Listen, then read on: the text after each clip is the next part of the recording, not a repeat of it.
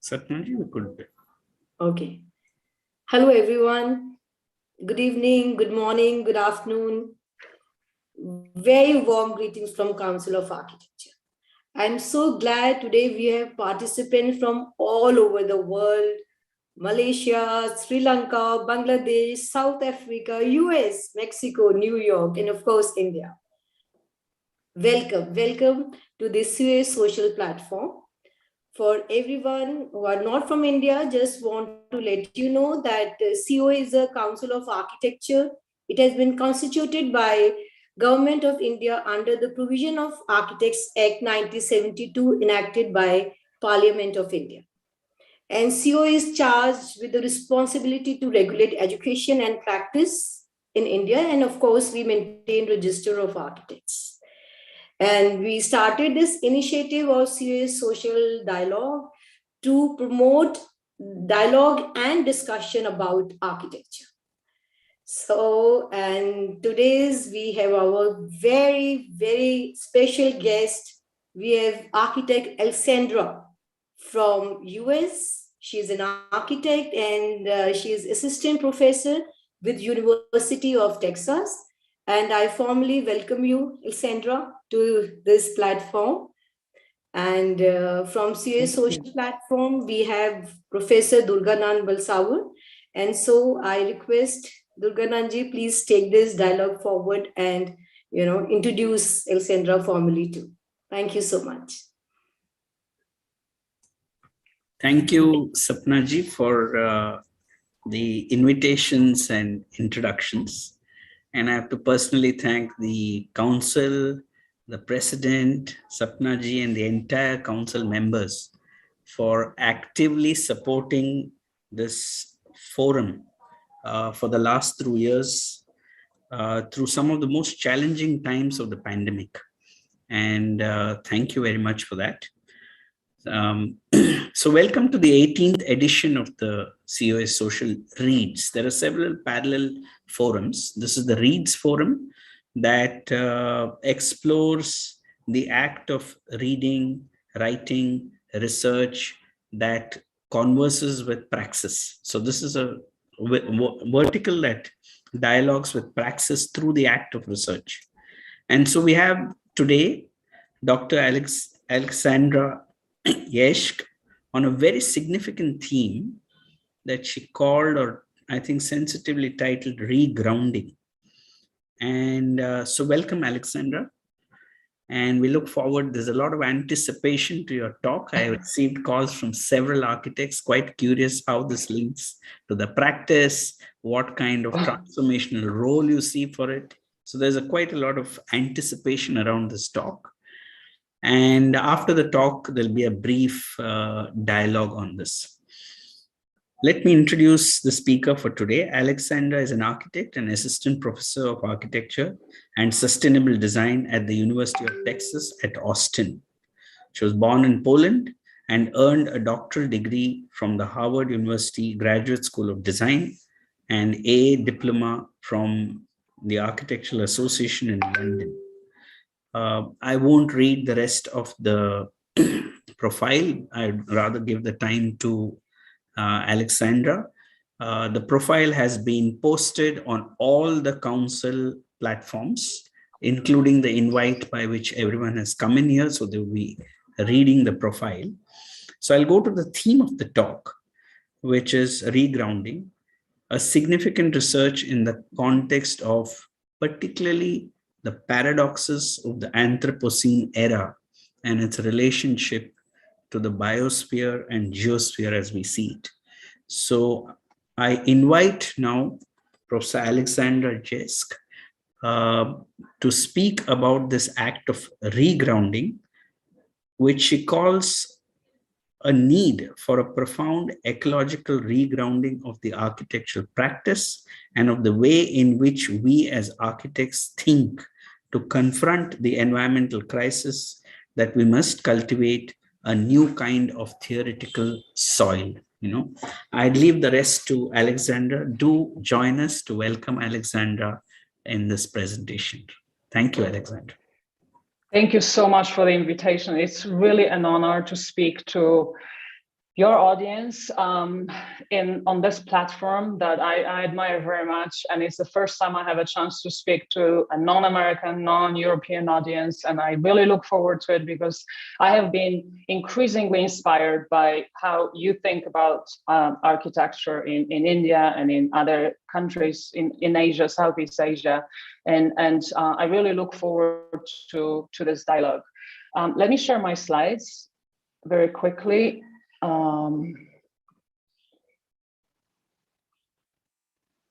And please let me know if you can see it. Yes, it's visible. Yes, perfect. Thank you so much. So regrounding, I hope it becomes clear in a moment. It's really more about thinking than designing, but I've become convinced that we really need to rethink how we think in order to be able to even talk about sustainable or ecological design. Susan Simard's research book, Finding the Mother Tree, is all about connections. Interconnectedness is on everyone's agenda. And the term has, unfortunately, in the recent period turned into almost a platitude, but Simard's work really transcends the usual cliches that we hear around. Simard, she's a Canadian forester and forest ecologist, presents us with scientifically verified observations that prove that interconnectedness is not only real, but also concrete. Her book, an account of nearly 3 decades of research, reveals a fascinating universe of intra and interspecies cooperation among trees that use subterranean mycorrhizal networks, that is fungal webs, to trade nutrients and what to me constitutes an even more groundbreaking discovery, exchange information. These filamentous fungal structures, collectively known as mycelium, are as physical as the tree branches themselves. Interconnectedness is not something that is esoteric. It's really material, although its purpose, as she tells us, transcends material and energetic exchanges that we tend to focus on. The question that really comes to my mind when I think about it is why we, that is architects, still really struggle to acknowledge the importance of this and many other scientific discoveries. Unfortunately, few of us see the tree when we look at a timber beam. So it should really not be a surprise that those who know what mycelium is, and there are more and more architects looking at it, are mostly excited about its potential as a new material resource. So few will reflect on the fact that while making a biodegradable mycelium brick, an admirable innovation in itself, they are handling the stuff that tree thoughts, we could say, are made of. To me, that's really striking. But Simard's work tells us precisely that. Mycelium is more than a rapidly renewable resource. It's the stuff that allows trees, and of course other plants as well, but that's less understood, to communicate. Theoretical physicist David Bohm once observed in a typical to him unorthodox way that thought is real. Not only human thought, possible thanks to electrochemical impulses fired along neural pathways, is real, but the reality of thoughts can really assume many different forms that we neglect. Botanist and expert in plant intelligence, Stefano Mancuso, who I recently had a pleasure to interview, has explained to me and has demonstrated that intelligence is really not a faculty that requires a centralized neural network like the one that we are equipped with. It's really an ability that each sentient being develops as they ascertain their individuality in the environment. The adopted means they differ. Plant cognition is diffused and has no need for neurons, but the information exchange between the organisms and its environment, no matter how basic, is really universal. It's a universal aspect of life, not just animal life. It's something we really tend to neglect. So Simard pushes it further in her research. Cognition, intelligence, and perhaps thought as well are not an exclusive domain of individual organisms even, be it plants or animals. Cognition is enacted, intelligence is applied, and thoughts exchanged across webs that really transcend independent organisms. They enable inter-organism communication and allow for community bonding. These modes of information exchange are to some degree fractal, nested, and what's important, they really predate human culture. What's surprising to me is that to those brought up on the survival of the fittest mantra, is that these webs really support community cooperation. And the energy that runs through what many colloquially refer to as Wood Wide Web, which is this mycorrhizal networks, is not authoritative or competitive. Simard demonstrates that it's supportive and nourishing, all qualities that we are after these days. Unlike many human communities dominated by masculine energy, Simard's forest is a woman. Its feminine energy encourages sharing and generosity. The magnificent agency of this underground diffuse brain does not manifest itself in a spectacular or imposing form. It's distributed, it's unassuming, and most importantly, it's hidden. So these mycorrhizal communication networks occupy a region that is largely ignored by architects. Simard and other scientists who study these webs make us look underground and force us to question one of the most common architectural symbols, the ground section line. While terrestrial surfaces afford us, to use J.J. Gibson's term, many vital opportunities, of course we walk on them, we rely on them, they're neither fixed barriers, nor do they mark real limits of discrete systems. And seeing them as such constitutes yet another instance of what philosopher Alfred North Whitehead referred to as the fallacy of misplaced concreteness. So, like so many other imaginary boundaries set by us architects, the ground section line is really an abstraction that should not be confused with the reality of soil, which is really a vital and dynamic transitional zone that is fundamental to life. It supports all life.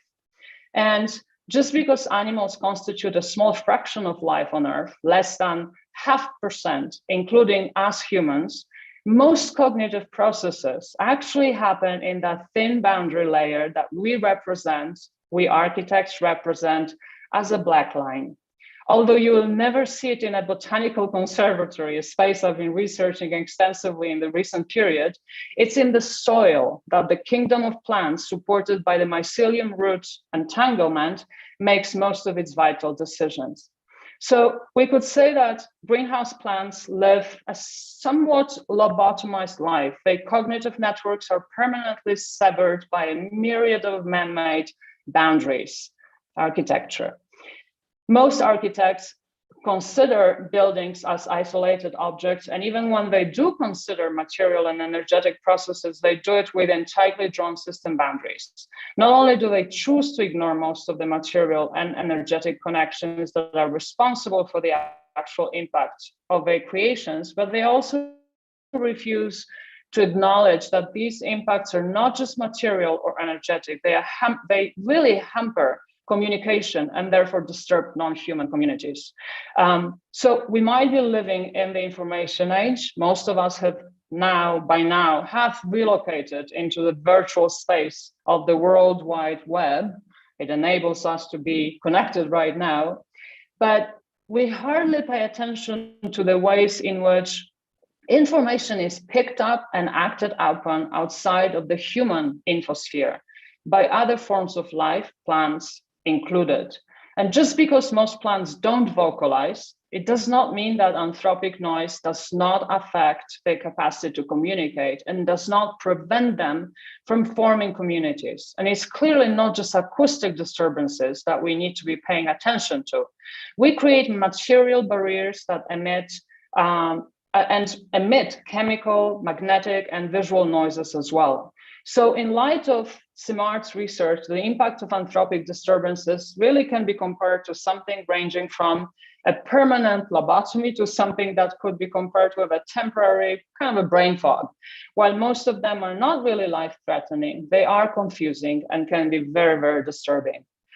So the section line is not something real. Architects' creations are not autonomous. I know these are all negative statements. So how do we start on a more positive, hopeful note? This is a question I've been asking myself a lot in this period since I actually paused practicing and started teaching in the recent years. I think that what we need to reconsider is really the very models on which we base our thinking. In a recent article that I published in Log, and that was entitled The Song of the Banyan Tree, I juxtaposed the quantitative precision of energy-based metabolic models that represent the prevailing attitude towards the environment, and I'll talk about this model more in a moment. I do that using, of course, Howard T. Adams models as an example, against something much less known, which is Jacob von Uexküll's functional cycle diagram, and his theory of Umwelt that actually focuses on those mechanisms that allow organisms to interact by receiving, interpreting, and imparting messages to basically exchange information. So Uexküll's work provides really an early explanation of how organisms actually generate their environments, not inhabit, generate their environments, and are generated by them in return for a process of reciprocal communication. As a consequence, it also explains how our minds are integrated with the environment through sentience, since we are an animal. I want to spend some time on this argument because it proposes, in my opinion, an important shift and perhaps a way to reground architectural discourse in a new theoretical soil, and perhaps a soil that could, that is nourished by a very different, a kind of alternative kind of science from what we have been really paying attention to. This diagram illustrates the functions of a tree according to this brilliant systems ecologist, Howard T. Adams. So using graphic symbols, it basically depicts sources of energy, nutrients, and watering rocks, rain, sun, and wind. It really dismembers the tree by function into leaves, stems, roots, and even mycorrhizal fungi and nodules. Diverging and converging lines of interactions mark material and energetic fluxes that recompose this kind of kit of parts back into a fully functional apparatus. I think of a transistor radio ready to be reverse engineered by a curious child and put back together, more like one of those Jean Tinguely's machines than a real tree, not a tree that I would know how to interact with. And to my untrained eye, of course, I'm not an ecologist, I really see some boxes and arrows that are missing. I struggle to decipher how the diagram tree would actually interact with other species. I see consumers isolated in a circle, but no flowers, nuts, or fruit to attract them, to communicate to them. The arrow of tree consumer interactions shoots out of the system and into the empty margins. So Adams' contribution to the field of systems ecology really consisted in the development of this way of analyzing and representing of the metabolic processes in ecosystems in terms of material and energetic flows, which is what we've been focusing on as architects concerned with sustainability. Adams developed this graphic code to represent the parts and interactions in systems. And his work identify types of processes, flows, interactions of flows, switching actions, and amplifications. They're all carriers of exchangeable currencies that we can define. Yet there's no box for me, an active observer, unless that is I consume. Autumn's models were also, and that's important, used to simulate the flow of money, projecting the framework into the realm of currencies and real exchange of goods. It really contributed to tools and inspired disciplines such as, of course, theoretical ecology, but also economics and urban planning. We see very similar diagrams used in urban metabolism. After all, a tree, as described by Autumn, is really it appears as a useful service. That is, if you can control it and predict the dynamics of unstable sources and impulsive consumers. And yet, living systems such as this transitional landscape and ecotone between grassland and a rainforest, just an example, living systems are open systems that depend on their surroundings. They both resist and generate entropy by continuously exchanging matter and energy with the environment. Rather than simply maintaining a priori order, systems evolve toward higher, often unstable levels of organizations. The boundaries between organisms and their environments are hazy. They are indefinite regions. They cannot be neatly arranged in separate boxes. Interactions between parts and processes follow multiple paths that together trigger really complex network effects. And those are unpredictable and often appear counterintuitive. So in the quest to achieve a dynamic equilibrium, this kind of systems pass through various states of stability, and the equilibrium is not a state, but a series of states that actually follow a trajectory, not a line that can be drawn a priori, but one that co-emerges with the system. That's why it's so hard to predict them. And flexibility and capacity to self-correct are fundamental characteristics here.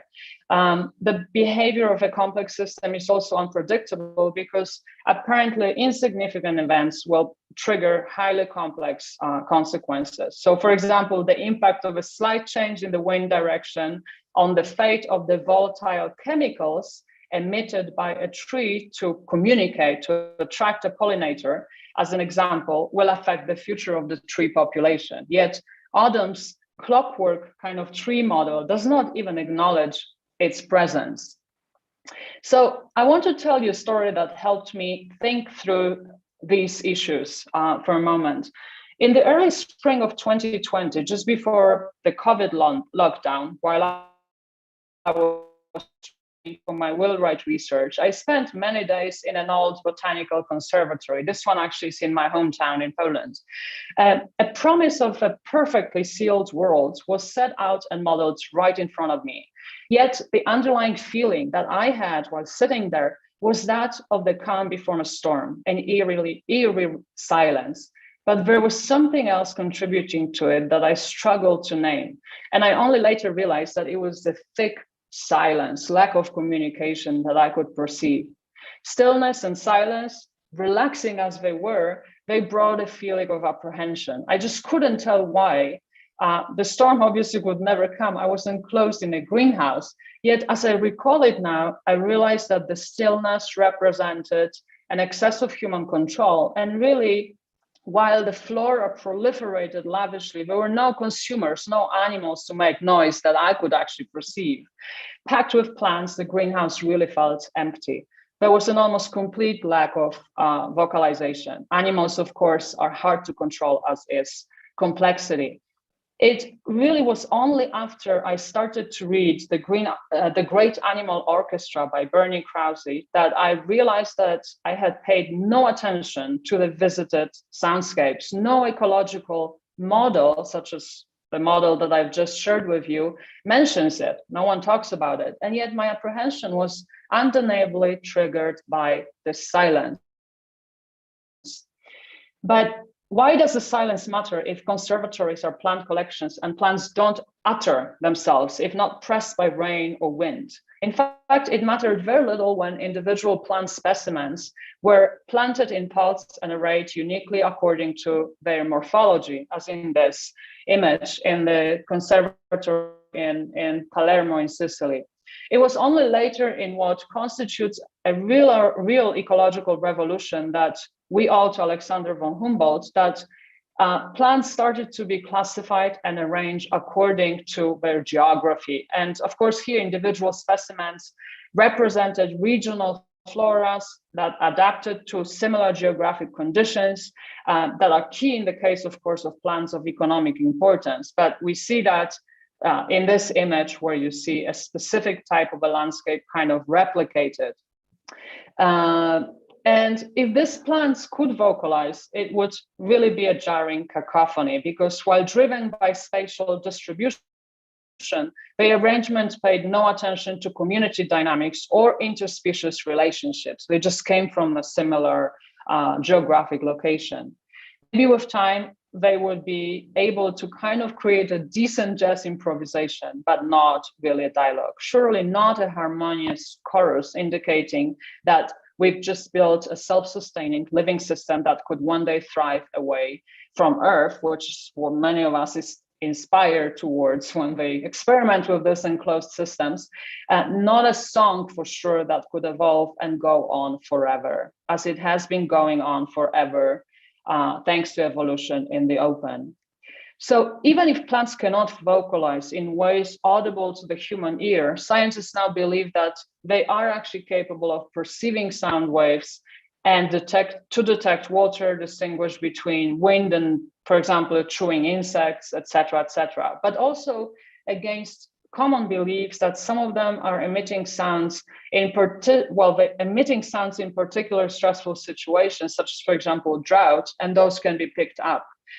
So plants obviously and unintentionally also co-generate many familiar sounds. Raindrops falling on leaves, a branch snapping under the weight of a predator are all sonic cues picked up by vocalizing animals with which plants are entangled in complex relationships. So the complexity and completeness of these assemblages really resonates in various soundscapes. And as Krause and also other researchers, as David Monacchi, an Italian ecoacoustic researcher, as they demonstrate in their field recordings, these choruses are indicators of undisturbed and unconfined biodiversity and the richness of ecological relationships built over long spans of time. As the multimodal nature of plant communication becomes more and more evident, plants use electromagnetic, chemical, visual, and acoustic signaling. The definition of an ecological niche must also be really expanded. And the presence of noise, let's say human-made noise, not only affects an organism's capacity to interact with its habitat and community, but it really also prevents it often from performing basic vital functions, which means fulfilling its niche. So Krause's niche hypothesis illustrates this beautifully.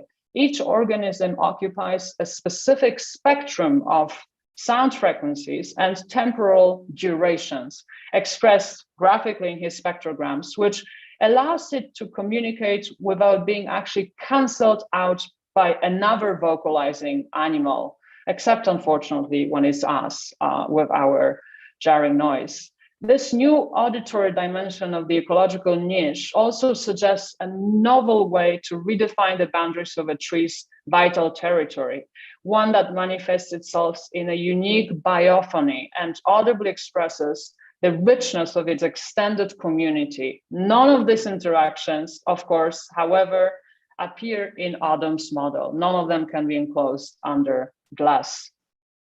So some time ago, I became really fascinated with this glorious plant that you will know better than I do because it comes from the part of the world in which most of you are actually living.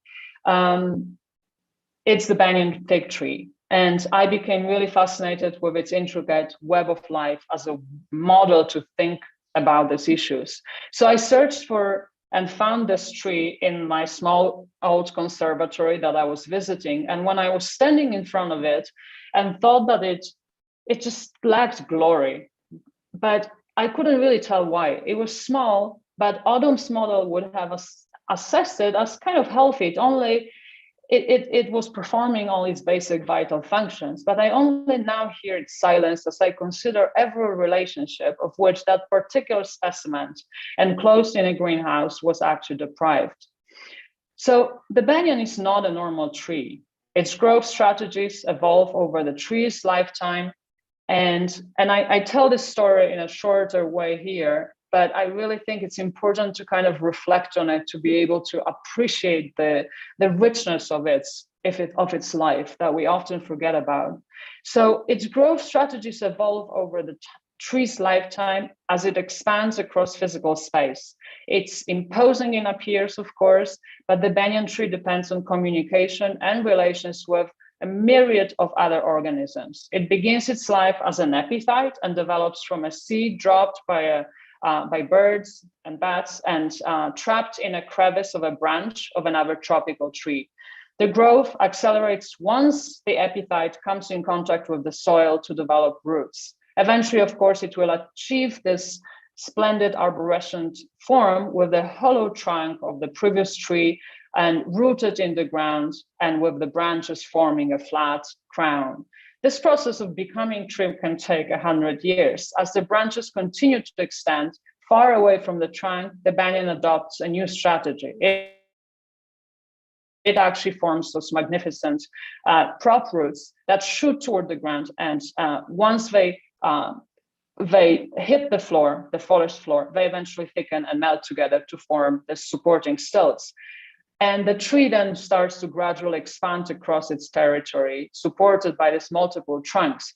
As you will know better than me, the great banyan near Kolkata, for example, is 300 years old and continues to grow without the original trunk, occupying nearly 200,000 square feet of land. Now, Autumn's model says nothing about patterns of distribution in space, but it would take more than one biosphere 2 in Arizona to enclose the secret tree of Kolkata. In the tightly knit web of the tropical forest in the open, expansion is just one of many creative forms of mobility that allow the fig tree to thrive in its environment. As it grows, the banyan establishes connections with other organisms, forming living assemblages that transcend its own physicality. These interactions with other species, be it plants, fungi, or animals, those Autumn's consumers, they range across the entire spectrum of possibilities. The banyan engages with other trees in commensal and then symbiotic relationships that are quasi-parasitic. Its relationship with fungi, termites, and insects are all more or less symbiotic, though. It partners with wasps to transport the pollen and with birds, bats, and monkeys to disperse the seeds. Caterpillars feed on its leaves, but beetle larvae on its wood, fibers are consumed by termites, and other insects take care of dead leaves, while fungi provide protection. Quite a chorus if you were to allow it all into the greenhouse or into the model of the functions of a tree. The relationship was really fascinating between the banyan and its wasp constitutes one of the key connections in this web and a prime example of co-evolution. The giant literally depends on a tiny insect for the survival of its species, and very often just one species of a wasp. Guided by the volatile chemicals, that is communication, emitted by the banyans ready for pollination, female wasps travel long distances to lay eggs and pollinate. By long, I really mean miles. Few of these wasps, 1 in hundreds maybe, will find the right banyan tree. A successful female enters the syconium, that is the fruit, through a small opening at the apex of this fruit. And once inside, the female will lay her eggs in some of the flowers and, of course, simultaneously shake off the pollen, and some of the flowers will develop a seed. And the female wasp will die inside. And once hatched, the male wasp will pass very brief life enclosed inside the syconium, the only world that they will actually know, a world within a world. So those wingless and blind male wasps, they will mate, and in some cases, not male wasps in general, they will mate and in some cases help the young female to exit the fig intact with her wings and now coated with pollen to embark on the next once-in-a-lifetime flight. Shortly after that, the fruit ripens and its color and odor communicates, attracts frugivores who will then unintentionally help disperse the seeds by excreting them. Only particular colors and specific spectrum of scents emitted by the ripe fig fruit, now vacated by the female wasps and carrying seeds ready for dispersal, will attract those birds and other frugivores. Their songs probably act as acoustic cues, attracting other birds to participate in the feast.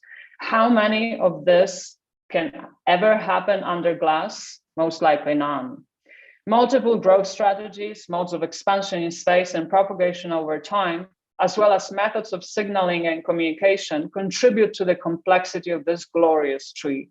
The stability of this living multiplicity is only a matter of perception based on the choice of a spatial temporal scale of reference. The boundaries of the Banyan's universe can be traced only as a function of decreasing intensities of interactions, not black lines. Surely not by measuring the extension of its spreading branches that will eventually and inevitably run into an impenetrable glass wall of ours, that is human greenhouses, and shoot far beyond any model margins. The definition of the Banyan niche is open and unstable. Understanding the many dimensions that define the vital diagram of the tree, of any tree for that matter, and the many loops that make up its web of life is the first step to deciding how and if to enclose life. A tree, if you want it to survive, thrive, and sustain you. To know it, I found out that it's sometimes enough to listen. The smaller you enclose biosphere, the more efficient the services you will have to provide to substitute for the generosity and redundance that underlie the barter economy of nature. This is the support of the small conservatory that I visited in Poland, underground, like the mycelium network. Adam's models surely can help you simulate the chopped off services, but in reality, the niche must be considered in relation to other interconnected niches. The habitat expands into the habitats of other organisms, which in turn constitute habitats in which other species realize their own niche. One can try to model it as a network, but really it's a field of fluctuating intensities and boundaries. Initially defined as a set of properties of the external environment, a kind of latent potential to be fulfilled by species, like imagine an empty box, the niche gradually started to be seen as a unique set of attributes of the species, a diagram of properties describing patterns of resource use and interactions with the external environment. So picture more the lines diverging and converging to a box. Understood as an essential part of the biocybernetic impetus of nature, this way of thinking about the niche resonates really powerfully with what I mentioned before, the Uxelian idea of the n-dimensional Umwelt, according to which individual organisms and species actually perceive and act upon unique worlds, their own worlds, without necessarily finalizing a material or energetic transaction. From an Uxelian perspective, we do not inhabit worlds or fill in spatial niches. We, that is various species, including Homo sapiens, we generate them and they generate us through a process of reciprocal communication and exchange of information, perception and interpretation of signs and production of effects. Unlike Adam's model, Yücsel's functional cycle diagram and his theory of Umwelt focus on those mechanisms that allow organisms to interact and form living assemblages through the act of communication by sensing and emitting information, receiving, interpreting, and imparting messages, really affecting circuits of cues and responses. This is, to my mind, as important as the material and energetic models. So open organic systems continuously emit and harvest information, like this bird, from their environments to develop and maintain established orders. These flows of information could potentially be embedded in Adam's diagrams, where he, of course, to expand the focus of his inquiry beyond the transfer of matter and energy. After all, information not only gained currency in the post-war research, it became the currency of the modern world. And yet, unlike in human efficiency-driven engineering, organic systems often rely on a lot of informational redundancy. And if a bird song, for example, is cancelled out by environmental noise, human-made noise, but not only, its repetition will ensure that the message is actually eventually heard, even if it takes more time and more bits that we're so precious about. Redundancy offers an efficient way to deliver messages across environments prone to signaling, competition, and background noise, of course. Redundancy, acoustically expressed as repetition, enriches natural biophonies. It's also evident based on many reports from the field that not all perception reaction cycles are driven by a material or energetic exchange that would be explainable or that could be explained by one of atoms' interaction lines. They often appear irrational and simply playful, disengaged from the model behavior. Even when functional, but not directed at a particular subject, they are picked up as sensorial affects. They affect us regardless of our participation. So this Euclidean framework that I've been talking about, even if it's largely ignored outside of the narrow field of behavioral studies and biosemiotics, is an old key to a new way of thinking about the environment. I believe that we must no longer exclusively rely on systems ecology models as a tool for ecological thought.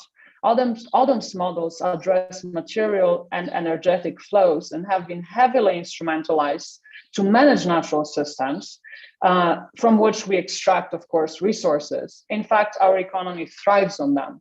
Unfortunately, their success is in part the reason we are in such a deep ecological crisis. These models can still tell us how to design a synthetic biological system, for example, a self-sufficient microcosm under glass, but they will not explain how or why we, animals, humans, birds, are affected by the smell of a ripe fig or the sparkling colors of the banyan universe. Culturally, we need to focus elsewhere. And I think Yücsel's understanding of the mechanisms responsible for the union of the subject and its world, its Umwelt, creates a powerful image of the synthesis in nature, synthesis of which we are part. Each aspect of the organism is the synthesis of the cues provided by the environment and the receptive mechanisms that are embedded in the organisms. Only such an unbreakable union can create such phenomena as vision or olfaction. A smell is an instance of synthesis between the chemical substance emitted by the environment and the sensing devices embedded in the organism. The organism on itself is not going to experience anything. Neither one nor the other can give a full account for olfaction in isolation. Isolation is death. Eyes, ears, and noses are not capable of generating these phenomena in isolation. They are devices that are functionally bound to their territories as much as these territories come into existence thanks to them. So an immense opportunity, I think, for regrounding, for a new model of ecological relations emergence from here for me. A model based on communication that goes beyond the quantitative exchange of information that can be captured and kind of converted into economic power. And this model is really pre-linguistic and carries the capacity to launch us back into the open field of other non-verbal species. I think more than a model, it's really a protocol for probing into environments as they unfold rather than fitting into pre-established model structures. In that very instance between a signal and its perception, Yücsel's functional cycle model opens up a fissure for poetry, a space from which to shift our cultural trajectory to another channel. The landscape is, I think, there. It's awaiting us. In this field, there are no arrows piercing into boxes, no strange strangers, eternally facing each other across an abyss. There are signal exchanges within one common field of affection. This is not a call, and I emphasize that this is not a call to abandon the material world. It's a call to subtract it from the very material mechanisms. It's a call to subtract those very material mechanisms from the economy and let them be deeply affected by the other, the other being, regardless of its level of articulation. So just to wrap up and go back to Simart's work, what's amazing about her discoveries is that it further confirms that minds, various minds, and cognition in general are really distributed and integrated with the environment, and at times in very intangible but fundamental ways related to communication. And recent scientific discoveries really demonstrate that there are various forms of brain linkages. So it's not just the brain with the environment, it's different brains that also link, like, for example, performing birds. So while clearly not interconnected by web of mycelium, they are too, those brains are embodied in the environment and continuously transformed by the environment and by other minds. Gregory Bateson described it in the following way. You decide that you want to get rid of the byproducts of human life, and that Lake Erie will be a good place to put them. You forget that the ecomental system called Lake Erie is a part of your wider ecomental system, and that the lake is driven, if the lake is driven insane, its insanity is incorporated in the larger system of your thought and experience. End of quote. How can we pretend to stay thoughtful if losing the environment most likely means losing our minds as well? Perhaps we need to learn how to defy what physicist David Bohm called the state of self-sustaining confusion, a state that arises when the mind is trying to escape the real awareness of conflict. End of quote. We must learn how to achieve what his favorite conversation companion and renowned spiritual teacher Krishnamurti called, and I quote, passion, the intensity of complete attention. It may really help us rethink what it means to be creative as well if we try to engage in similar conversations. In the essay titled On Creativity, David Bohm sees the creative development of science dependent on the perception of the irrelevance of an already known set of fundamental differences and similarities, a certain model. The prevailing state of self-sustaining confusion deprives most of us of this capacity to observe, to see. In fact, as Bohm explains, it's the hardest step of all, but once it has taken place, it frees the mind to be attentive, alert, aware, and sensitive, and it can discover a new order and thus create new structures of ideas and concepts, end of quote. It allows the mind to be creative. Creativity was also at the center of Whitehead's understanding of reality. He basically thought that production of novelty was a fundamental aspect of nature, not something that is exclusive to us humans. Creativity was a universal of universals that characterizes matter of fact. Creativity is, as he says, how many becomes one. So considering this fact, Simart's forest is not only intelligent or thoughtful, we could say, it's creative. And when we interrupt its creativity to capture the song of unedited reality, to perceive its true pattern and respond to it in a harmonious way through design. We must first learn how to practice attention, not pay attention to anything in particular, but be nonverbal sensitivity. This is perhaps a prerequisite of true creativity, the first step towards this regrounding in design, architecture, and in life. And perhaps instead of a post-human turn, we simply need more creative humans capable of complete attention towards the extended or distributed self that we can perhaps again call our nature. This might be the first step to the process of regrounding of architecture as well. Thank you.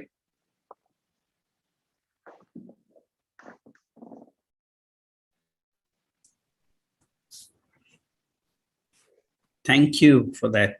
I'm sorry, I took probably a couple of minutes more than 40 minutes. No, I think that's fine. So thank you for that, for those fascinating insights on regrounding and its translation into research and writing. I have received several responses, questions, and I think as we go along, I've kind of framed it in 3 specific modes. And as we go along, and if I get any more, I would kind of add it into these three modes, So if we were for a moment, and I think if I can just paraphrase it for the Indian context, the discussion has been one that links to the larger ecological context, with a hint on how it may shape or re-influence the manner in which architects today understand the act of construction. If I can just rephrase it for the schools of architecture here, because what tends to happen is that there have been over the years, and I think more so after the Industrial Revolution, when we moved into more rigorous or aggressive forms of extraction, with the concrete coming in, with steel coming in, glass coming in, the whole act of architecture in some way got distanced from its relationship to nature. And the more with the act of drawing in an architect's office, now the computer-aided systems seem to be distancing the architect from nature even more. So this term of, is somebody nature literate or plant literate, where an architect knows the trees, or a first-year student knows the life cycle of trees, or what plants exist even in the campus, stand open to inquiry. So I'm just grounding the kind of question before we begin, because your theme on regrounding went in great depth into this whole understanding of what a relationship of a biosphere, geosphere, hydrosphere may mean to us, and the fact that we are so obsessed with the object and the construction of the object that we seem to, as human beings, already constantly place ourselves outside of nature. We psychologically seem to feel, so we say man and nature, human and nature, but when we were merely extensions of that very nature, and we place ourselves in juxtaposition with nature, I think we've actually falsely segregated ourselves as a species outside of nature. And I think researches of this kind become provocative and essential in bringing back that humaneness, or the humility with which man sees, or humans see themselves, as an extension of this much larger, complex biosphere or ecology that we probably have not grappled or completely confronted. So let me now phrase it. So would you, if I were to now take it to the slightly outside the boundaries of what you presented, more for the benefit of the students and schools of architecture who are there. And if we were to say, I think in the early days, there was Vladimir Vernadsky, one of the references, who talked of biosphere. Then there's Barry Commoner, who was very radically said that we need to look at circular systems very long back. And I think today it's become, as you said, quite a platform to talk about circular systems, recycling, without necessarily having to go beyond the veneer of what it means, And I think when we look at these kind of interspecies or the community dynamics that we're discussing, or the assemblages, you have James Loveck talking about the notion of Gaia, where he doesn't segregate plant from even rock, or otherwise we think rock and minerals is inert, plant is still alive in some way, and human beings are, of course, ordained from the heavens. So we're a different, we can do almost what we like. And that's the kind of bias that we carry. What would, in just briefly, what would your suggestion be of how schools of architecture need to rethink this interconnectedness? I'm just kind of raising it because we have many schools who've logged in. The council is also here. What would it mean, in just a few pointers? I know you've given one pointer of the embodied immersion and observation. That itself kind of evokes an understanding beyond the verbal. Yeah, we are using words, but what we perceive may be beyond these words. So that's one part.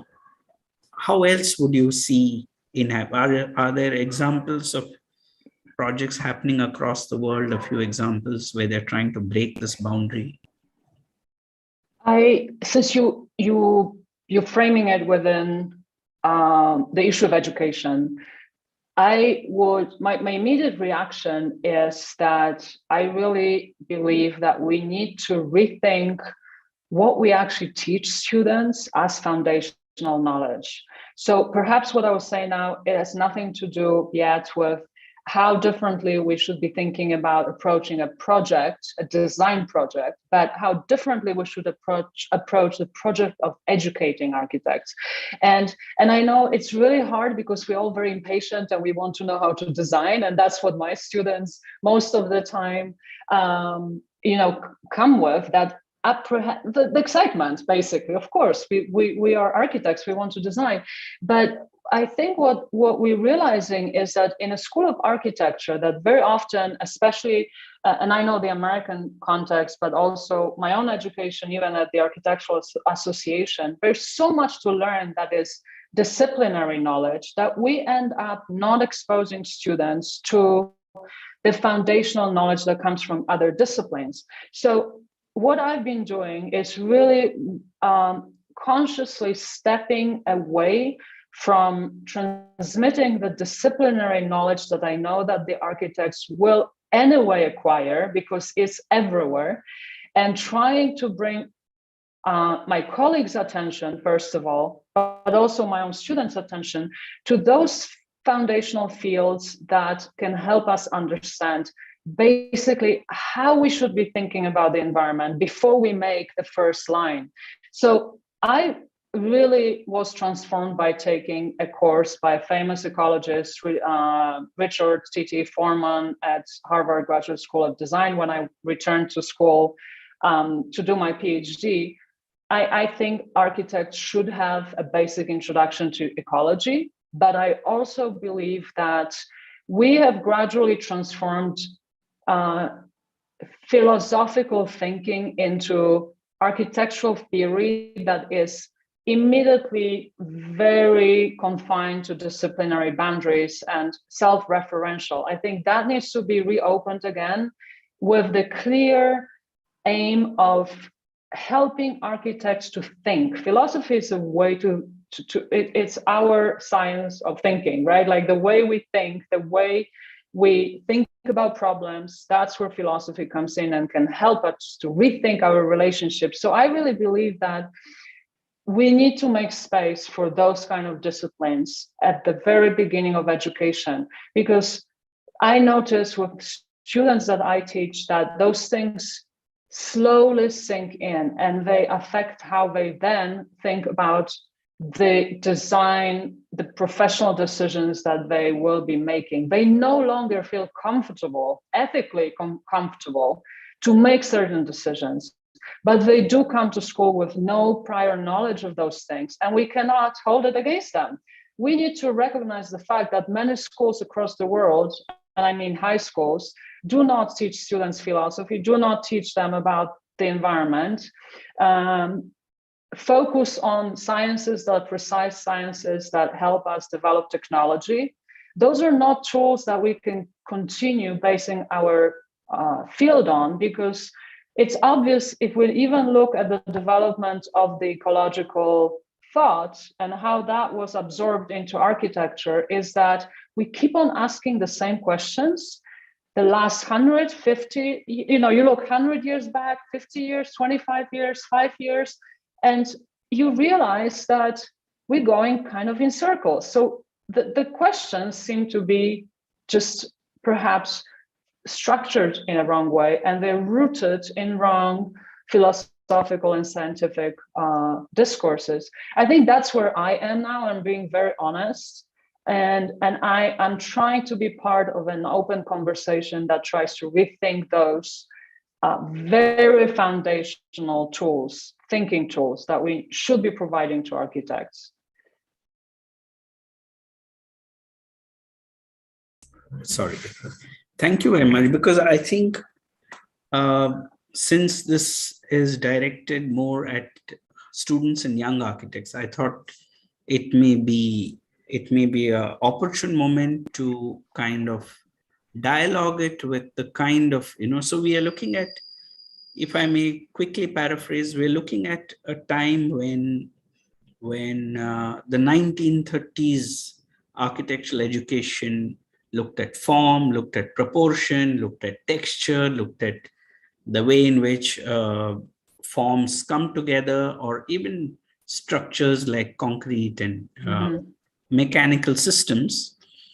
But somewhere the attention to an embodied experience of environment and nature was probably not given as much attention, at best in some kind of subject called landscape architecture, but again, which was largely a curated kind of, I won't call it artificial, but close to artificial. There was a kind of conjuring of landscapes rather than an immersive understanding of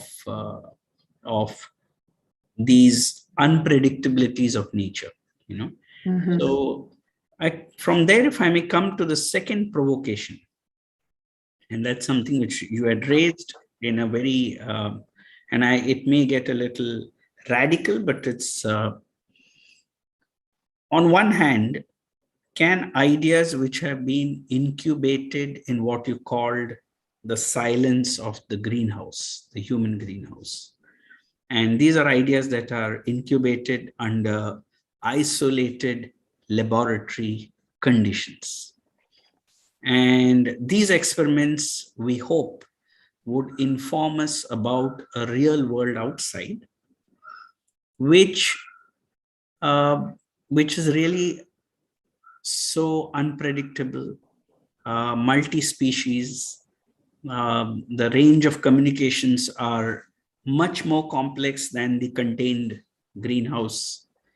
Do you see a parallel, and this is a little provocative, do you see a parallel in which architectural education itself is happening in a greenhouse versus these kind of greenhouses which are attempting to understand the ecology? I know it's a little provocative, so you may or may not respond to it, but I couldn't hold myself back from asking that question, since you talked about the utter silence of that greenhouse, and that banyan tree. And so it was for me a very different experience, because in India, we're living with you're living with a certain closer connection to nature, of course.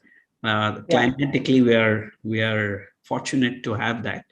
But those images kind of provoked a deeper clinical distance.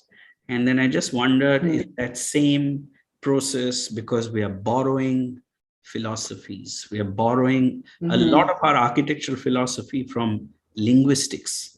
And so whether it was deconstruction or whether it was, we borrow it to kind of give it a sense of legitimacy to architecture.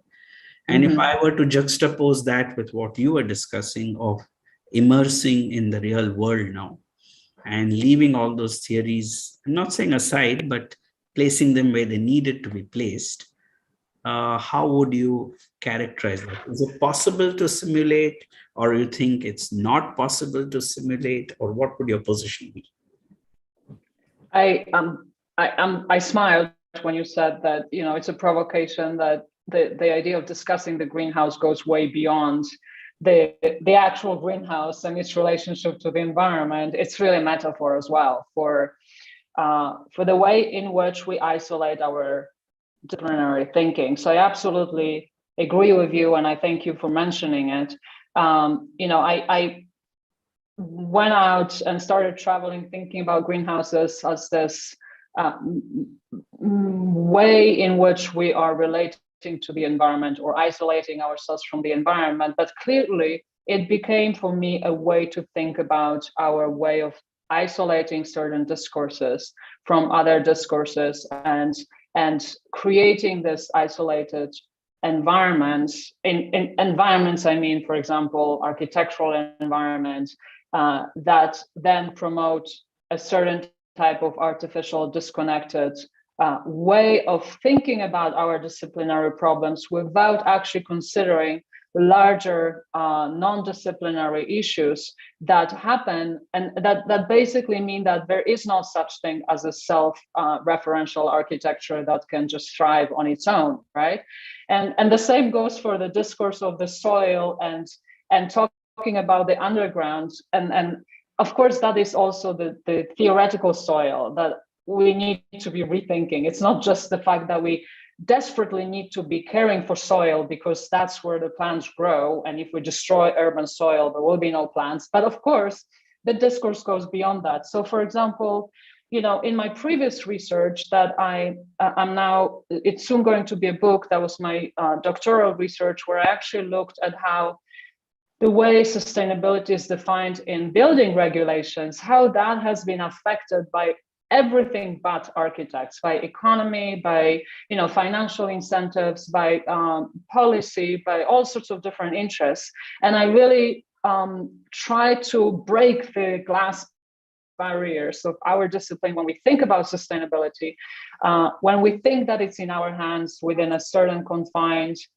sphere where we define what sustainability is and we define the boundaries of the systems that we consider, to really make my students and architects remember that those boundaries are imaginary, that really we are the ones who create them to kind of protect ourselves and to enjoy the discourse, which of course is fundamental. We're cultural animals. I'm not against architectural culture. I love architecture. I love how, the linguistic aspect of architecture, formal aspect of architecture shapes us and shapes our sensibilities, but it's just not enough in the situation in which we are environmentally, in relation to climate change, but all sorts of things that are going on in the world, of course. So I really thank you for just expressing it so clearly. Yeah. Thank you. No, it was, I think I would resonate with what you're saying.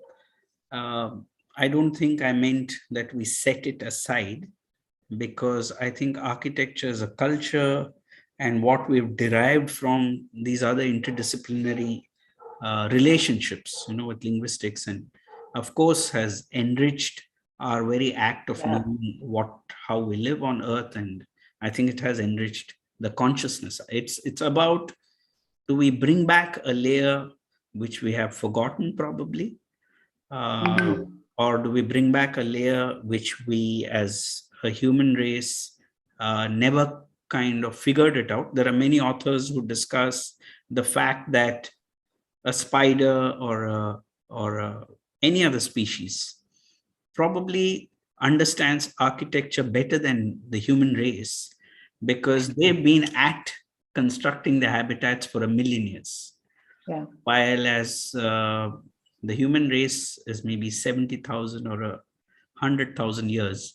So we carry so much of self-doubt in the act of building our own habitat, which probably another species does not, and it's because it became intellectual. It's a young field.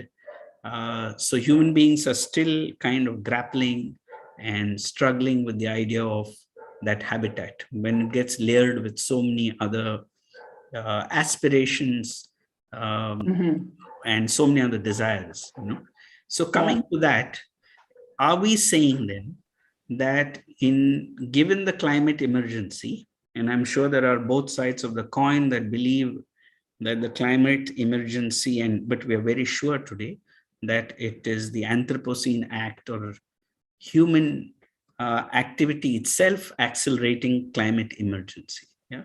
And does it mean there is a very deep need, and more so on the part of architects through the agency of the schools of architecture to cultivate what we may call an ecological cognition, to kind of begin to observe and understand ecological processes, which means that it has to be a more comprehensive understanding of the regenerative capacities or the liminal capacities of the different constituents of nature. It could be as simple as the relationship of water and land, or what a wasteland does, or what the relationship at the coast between the sea and the coastline, land, yeah. the plant and the land. And so is that the kind of regrounding that you are alluding to, in the fact that this, so could you venture right now, very briefly, on what could be the few steps that schools of architecture in the next few years need to absorb to awaken? It's already awakened at one level, but to awaken this deeper sense of planetary ecological cognition, that we definitely value the lessons of history, its institutions, its paradox, its contradictions, its cultural heritage. But what do you see in this regrounding in terms of a planetary ecological cognition that schools of architecture could say in the next few years we need to imbibe in students who would become architects in the next maybe 3 years, 4 years?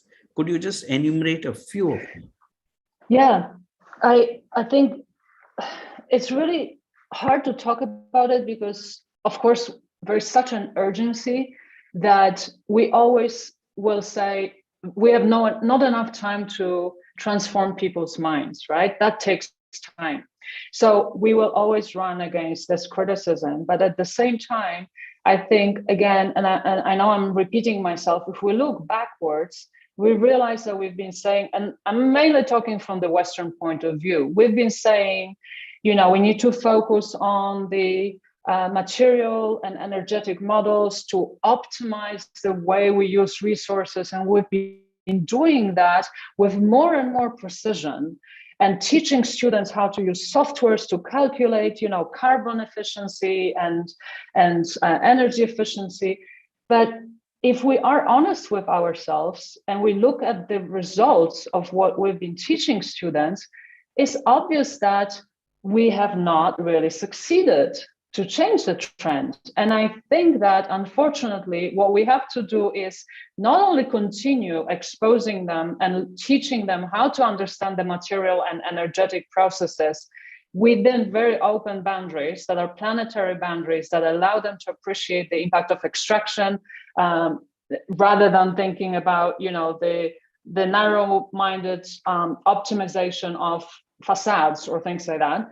But next to that, we really need to be changing the way architects think. And to me, that is exposing them to science of ecology, but also to specific philosophers. So, I refer to Whitehead. I've been reading more and more Spinoza. Those are those philosophers that have perhaps in the past influenced architects, mainly through Gilles Deleuze and Félix Guattari, but they were absorbed in ways that became formal. And I think that that's what we need to avoid. And I'm talking really from my firsthand experience, because when I was a student at the Architectural Association, this was the time, early 2000 until 2005 was a fantastic time of incredible research. But when I reflect on that, a lot of the reading and reflecting on those philosophers through the work of Deleuze and related thinkers translated back into formal exercises. So, right, a lot of thinking about evolution transformed into thinking about algorithms that allow us to generate form. And I think that as much as this was fascinating, and I've learned a lot as a student, it really gave me incredible tools. I think it's really our obligation, ethical obligation, to stop doing that, because this just keeps on enclosing us in that, theoretical intellectual greenhouse. We need to be reading these philosophers in order to understand and accept the complexity of the world and its openness, and unfortunately face it, because it's hard. It's very hard for architects. But I do believe that if we do that, we will make very different decisions. And I do also believe that, especially, if you look at the proportion of buildings in the United States that are actually built by architects, especially in residential architecture, that I know that the statistics more, not many buildings are actually built by architects. But they're built by developers, by engineers, by people who just know how to build. So I see a tremendous potential for architects to redirect their, efforts towards thinking about design as a way of guiding people to make better decisions. And I know that it's hard for young architects to accept that, because they are in love with form. They want to work with form. But I also think that more and more young people that I work with, they are also tired of that. And I really admire those who decide to study these things, not to channel it back into formal exercises, but really to keep on telling whoever has power, whoever makes decisions, that their thinking is too contrived and too bounded. So I don't know if that answers your question, but I really think that it's very basic education, and asking students to question the questions that we're asking. It's not about how much less energy we can use for a building that we don't even know why we're building. So many buildings were built with no actual vital reason, right? It's all speculation. So I think there are just so many questions that need to be asked and put on the table with courage in schools of architecture. And I think it also requires an engagement from the architectural offices that eventually employ students, because this is a bit of a vicious circle as well, where we need to train students in a way that will make them good employees. And that leaves us with very little time for actually making them good human beings and ethically correct participants in communities. Yeah, I think yes. Thank you very much for that. Thank you for that provocation, and it was much in line with what we were looking for. Because if I can again, the fact that yes, there is a challenge there, that at times to develop the discipline itself in the 5 years, or to develop the professional requirements of an architect in those 5 years, is a challenge unto itself. But I think more so, as you suggested, if we are in a phase of, and we accept it, that we are in a phase of a certain climate emergency, but not need to panic on it or generate fear or become doomsday prophets, not of that kind, but more to, I think, sit back with a certain balance and reassess what these relationships are about inhabitation, the act of building, and the environment, which needs to then inform architectural education and the practice. It was in that light, when I joined, when I was part of that conference we were organizing, I realized that this conversation in a more intense way is necessary. It does happen, but it happens in a manner as if it's an addition to something that was already happening. But now we are discussing it as something so fundamental that it calls for a rethink of the role and relevance of the architectural discipline itself, Yeah. that it cannot anymore have blinkers on the larger environmental processes, but needs to engage in it beyond the confines of a plot within which one builds a sustainable building, and I think like one thing if I can add that comes to my mind while you're talking about it is that I've been focusing on plants. It's a passion of mine in this period, but I have been thinking about other aspects as well, and I realize very often that we the science on which we base our decisions, often we don't understand it when it comes to energy. Right? There are so many preconceptions and misconceptions about actually the science of energy in our field that when you talk to specialists, and like I am very lucky to have as our Dean, Michelle Addington, who is an expert in energy, and she talks about it, or people like Kilmoa, and you realize that we really need to re-educate ourselves in many fields of science that are fundamental to our discipline, such as energy, materials, right? So it doesn't necessarily mean just looking at communication, which is what I'm talking about today. For me, this is fundamental because it is what connects us in unbreakable ways to the environment and makes us feel like when we harm it, we harm ourselves. But that's more of a position of a meditator, right? Of a spiritual kind of position. But I think we equally really need to question standards that are much closer to architecture, like materials, energy. Our standards, like the standards we use for certain in sustainable guidelines, often are wrong because we do not understand the science that is behind them. We don't question them. And also we do not understand the science and mechanisms behind softwares, simulation softwares. That's another challenge that architects could take on. Question the tools that you're using, right? Don't just say, I simulated the energy with this and that tool, so it's correct. No, there is just really a lot to keep on questioning. And that's probably at a higher level, maybe of researchers doing, masters and PhD programs, projects. But that would be regrounding in a correct science, or at least the most recent science and most honest science that we have.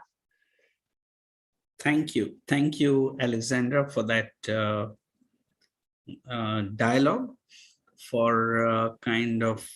So I won't really, while we end this particular dialogue, I really see it as a beginning of several more dialogues or conversations. And I hope with the council and in India, we can also at some point put the pandemic behind us and meet in real time rather than this virtual format.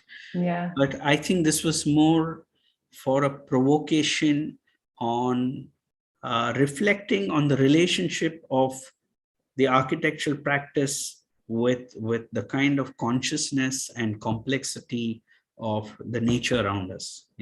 It's no more inert. It's an active kind of a collaboration and participation with nature around us. And I think it opens a very fundamental question on what would the kind of architecture be, or what's the kind of architecture that would evolve with this kind of a broader embodied experience of a collaborative environmental practice, if one may call it.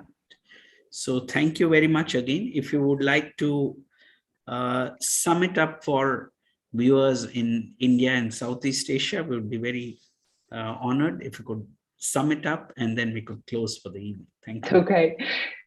Summing it up is hard, but first of all, what I wanted to say is that I really appreciate that you've opened this platform to this conversation. I think this is really an incredibly important thing to have as many people involved and as many organizations that have such incredible following to engage in this conversation. So I wanted to thank you for that. The second thing I wanted to say is if there's anyone in the audience that is interested in this conversation and would like to engage in a direct conversation, I'm really open and always really, really enjoy getting emails and establishing relationships that perhaps can allow us to create collaborations, across borders, between different countries and students, because I think that what we really need is also different mentalities of different students from different cultures coming together and confronting their values. And I do believe that, some of the Western values really need to be confronted by values coming from the East, which I admire and respect very, very strongly. So I'm very open to any kind of exchange. Yes, and just to kind of, in 2 words, to summarize, I do believe that we need to be attentively looking into science and philosophy and spiritual knowledge as well, in order to reground the way in which we think about design before we actually talk about design, because we talk about design all the time. And I think it's valid and fair to dedicate a little bit of time to asking ourselves how to ask better questions. So I do not have answers today as to how to better design, and that's not what I wanted to talk about. I wanted to provoke this larger opening, and I want students to be courageous, and I want students to be demanding. You should be demanding for education that is that responds to the emergencies and the needs of the world today. That's my message. Thank you. Thank you very much, and let's be in touch.